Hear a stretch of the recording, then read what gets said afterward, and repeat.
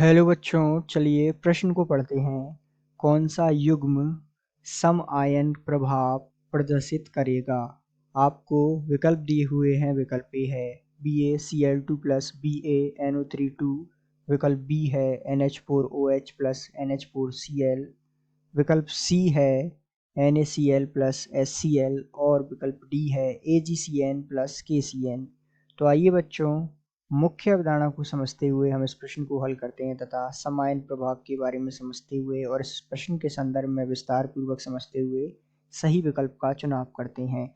तो सामान्य रूप से यहाँ जो है हम सम आयन प्रभाव के बारे में चर्चा करेंगे। तो जैसा कि हम जानते हैं कि जो विकल्प बी हमें दिया हुआ है NH4OH तथा NH4Cl, ये जो दोनों हमें इस विकल्प में दिए हुए हैं, ये जो दोनों हैं वो हैं दुर्बल विद्युत अपघट्य।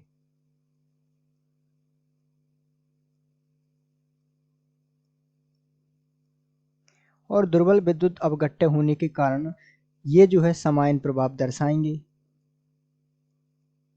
अब किस प्रकार ये सम आयन प्रभाव दर्शा रहे हैं, इस पर भी हम विस्तार पूर्वक चर्चा करते हैं। तो यहाँ हमें दिया हुआ है एक तो NH4OH, जब ये विघटन होता है तो ये हमें प्राप्त होता है NH4 प्लस और OH माइनस आयन। इसी के पश्चात दिया हुआ है NH4Cl इस युग्म में, इसके विघटन के पश्चात हमें मिलता है NH4 प्लस आयन और साथ में Cl माइनस आयन। अब ध्यान दीजिएगा, यहाँ पर ये जो है दोनों में एक हमें समान आयन मिल रहा है NH4 प्लस, इसके कारण ये जो है सम आयन प्रभाव दर्शा रही हैं।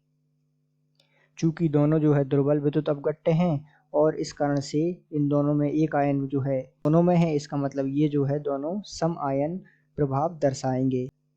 तो ये तो जो है सम आयन प्रभाव दर्शाएंगे। अब आप ध्यान दीजिएगा, हमें दिए हुए हैं विकल्प ए और विकल्प सी, इन दोनों को हम देखते हैं। तो विकल्प ए में हमें दिया हुआ है BaCl2 और साथ में हमें दिया हुआ है इसके साथ BaNO3 2। तो BaCl2 प्लस BaNO3 जो है हमें दिया हुआ है विकल्प ए में, जैसा कि आप देख पा रहे हैं। और विकल्प सी में हमें दिया हुआ है NaCl प्लस HCl।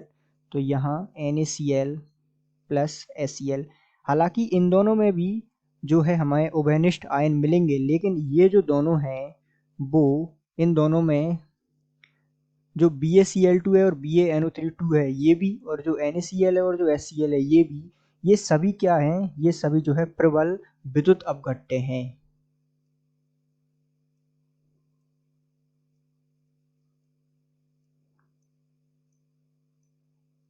इसका मतलब ये जो है सम आयन प्रभाव नहीं दर्शाएंगे।